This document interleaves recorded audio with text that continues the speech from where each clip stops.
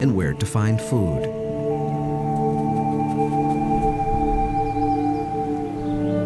Adult wolverines can cover vast distances over the harshest of terrain, even in the dead of winter. But like any superhero animal, wolverines have a weakness. And it's a big one. A wolverine at 35 below zero can just pretty much kick back and relax. I mean, they can handle it. But what about the upper end? There's got to be some point where it's just too hot. Wolverines will only make dens in snow that lasts until the second week of May. Global warming is reducing the number of places for them to den. Usually, climate change is a very gradual, long-term thing, and animals can often adjust, unless there's some specific characteristic of the climate that they are directly tied to. And we think that may be the case with the wolverine in its dependence on snow. Unless glaciers' wolverines are able to adapt to a changing climate, populations here may disappear. Other animals face a similar predicament.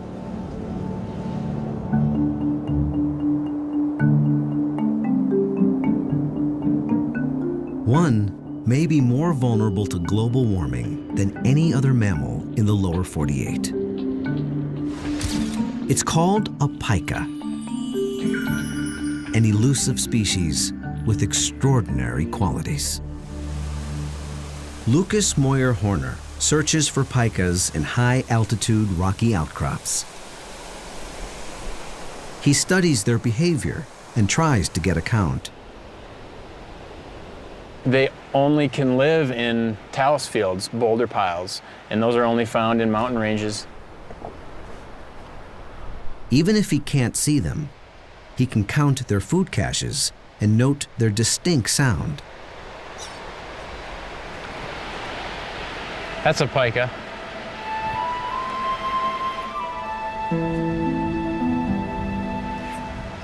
Okay, here's a pika hay pile. Few visitors get to see a pika, but just when you least expect it.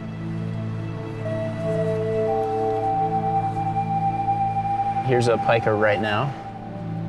A rare encounter with one of the most uniquely adapted mammals on the planet. And this one isn't shy.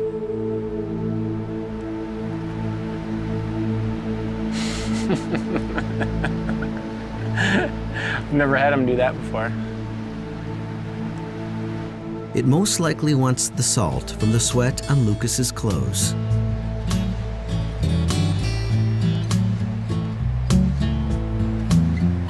Oh, he actually got through my pants. Congratulations. You shoot a hole through my pants. Pikas are used to getting nutrition from unusual places. They are so adapted to the cold, they don't hibernate, but stay under these rocks beneath up to 20 feet of snow for 8 to 9 months of the year. To survive, they'll even eat their own feces. There's some nutritional value to it, and they'll actually collect the feces of other species too and eat that. Like this is some marmot scat right here.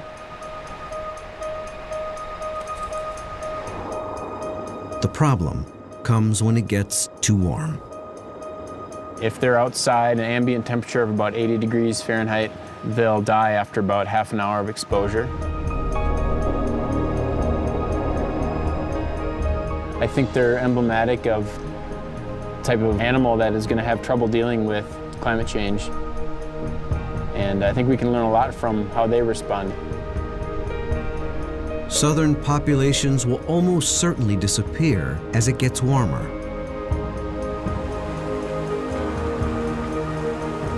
The only question, how long before that happens here?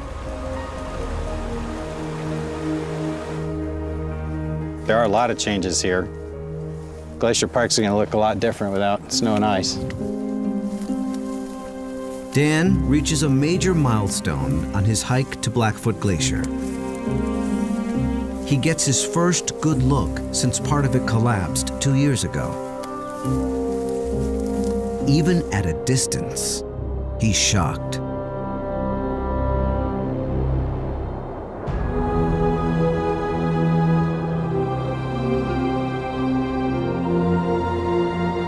Blackfoot was once the largest glacier in Glacier National Park. Now, from afar, Dan Faegre sees it breaking up. The whole glacier is really coming apart. And now it looks like there's 80, 100 feet of ice is melted. This is quite a bit different than when we last saw it. For a more detailed assessment of glacier melt, scientists dig into the archives. A good view of a glacier is precious to an expert like Dan. Yep, okay, we're getting closer. If he can get in the exact right spot. Okay, this is looking good. Sexton Glacier is one where the melting isn't so obvious. Dan aligns his camera to match a photo taken in 1930. Well, there we can see the glacier as it was. There was an open meadow. There's a guy on a horse there. There's a photographer there. Well, I think this is probably the exact perspective. Subtle differences tell him this glacier is thinning. Elsewhere, old photographs side by side with new shots show extreme changes.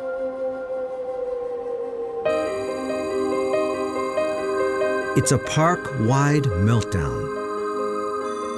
Even glaciers that showed little melting for decades now rapidly retreat.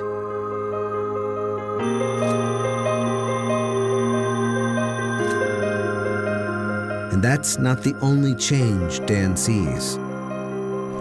Notice the species of conifer. This entire scene has changed because there's no longer whitebark pine here. They've been killed.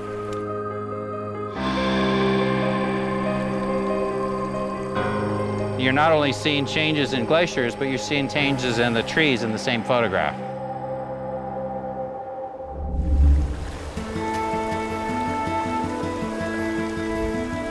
Those missing trees, whitebark pine, can still be found in the park. And those who search for them hold great hope for the tree's future. It's 0.18 miles, so off in this direction. Rebecca Lawrence and her group scour the backcountry for survivors of blister rust, a disease caused by a fungus that strangles whitebark pine. They start to die from the top down. This is pretty typical. The whitebark population in Glacier used to be a fifth of the forest, and there are huge stands throughout the park that are just decimated and just skeletons, essentially. The fungus was accidentally brought to North America from Europe around 1910. How it may spread with global warming, no one knows for certain. This pine's seeds are high in fat. They're a key food source for many species. So every pine lost hurts.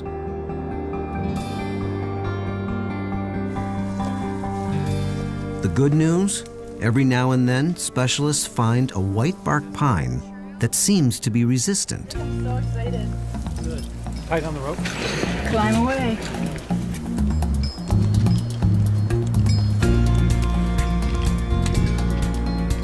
You think I should go a little higher?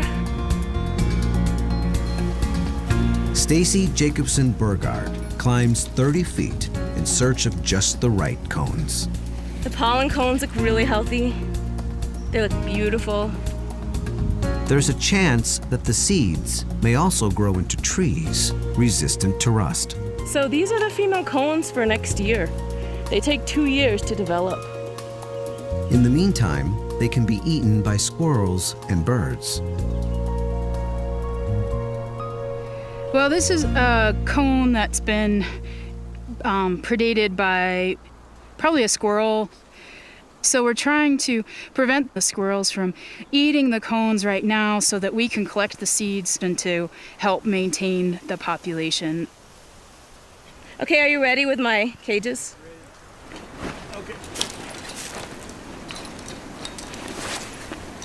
So the team uses mesh cages to protect the cones.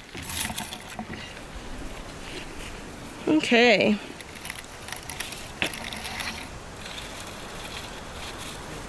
I'm going to just check the bottom again. Make sure that I don't have any openings there for critters.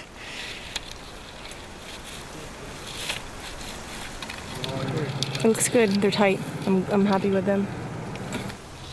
In a few months, the team will return to collect healthy seeds. They'll grow them in a Forest Service nursery and replant the young trees in the wild. Already, more than 6,000 have been planted. Our last white bark pine planting had 72% survival.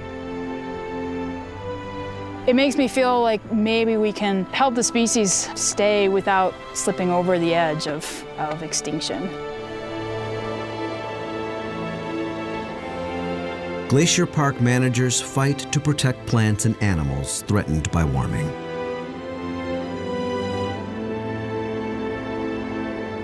But nothing in our power will stop the glaciers themselves from disappearing.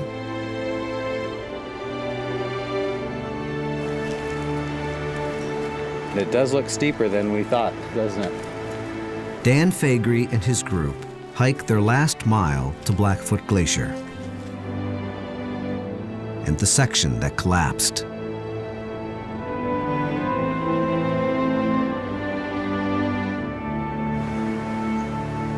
When we get across that one section, we don't know how big the streams are and how dangerous it'll be to cross.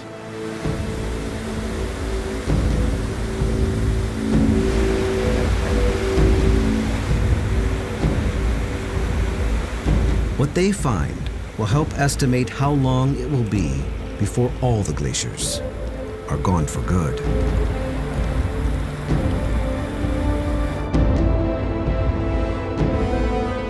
At last, over the last ridge to Blackfoot, Dan Faegre braces himself for the worst. Dramatic signs of how quickly Glacier National Park will lose its glaciers.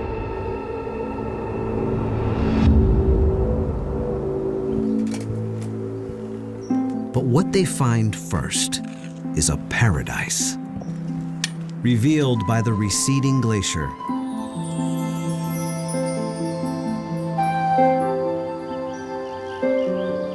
The extent of which they've never seen firsthand.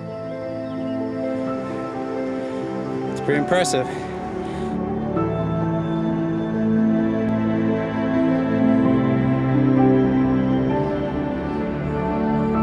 Blackfoot Glacier has carved the rocks here into shelves and steeps.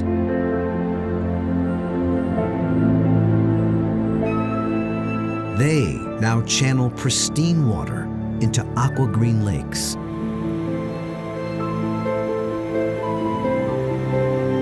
And spectacular cascades. The glaciers are retreating and revealing all this sculpted landscape, and it's really kind of like a large playground. It's kind of an amphitheater of 1,000 waterfalls.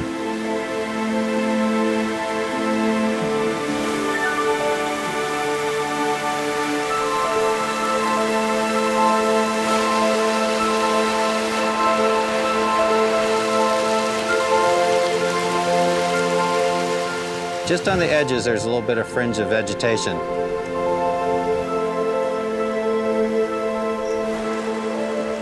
The ice used to reach more than 100 feet above Dan's head. Now, he walks on bare rock. As the glacier retreats, it leaves a signature. And you can see all the striations where rock that was embedded at the bottom of the glacier has scraped across this. That's a very telltale sign that this area has been heavily worked by an active glacier.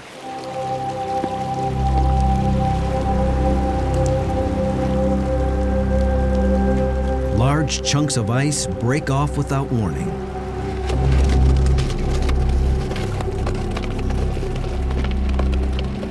We would try to get up on high ground. We have to move very quickly.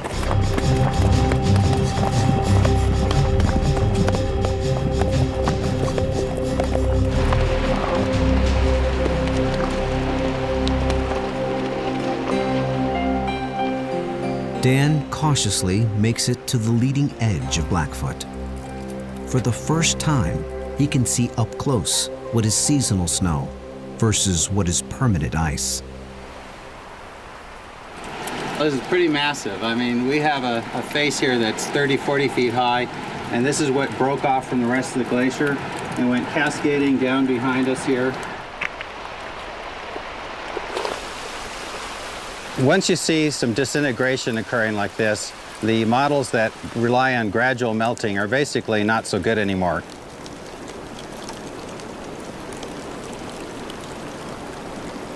These glaciers are definitely melting 3 to 4 times faster than they used to.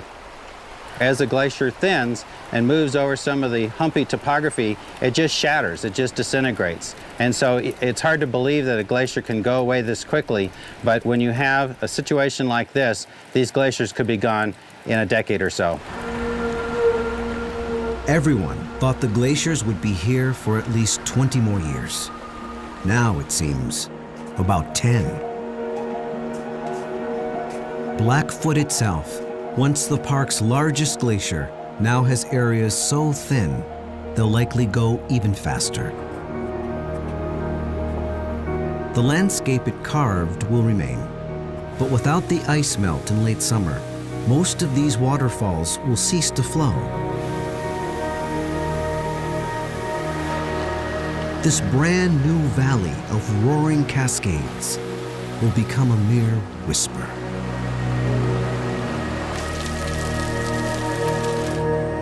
It'll definitely be sad to see the glaciers go. But when you see this sculpted landscape, it's really a very kind of aesthetic area to be in.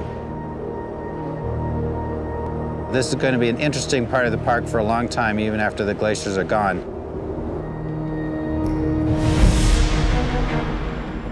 This wilderness is undergoing dramatic changes that we are only beginning to understand.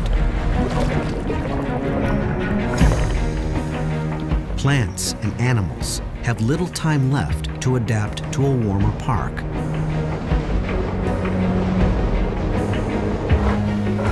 Bears will likely fare better than most. Others will fight to adapt. The more sensitive may be lost from the park altogether.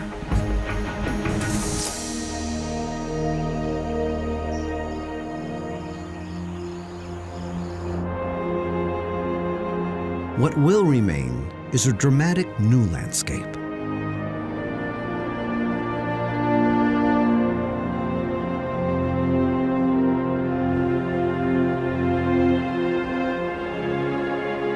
Glacier National Park will keep its name.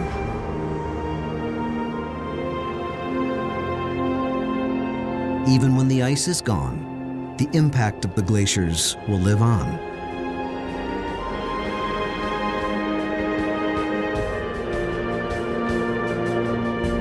They are like giant sculptors, leaving us with a great work of art to admire for eternity.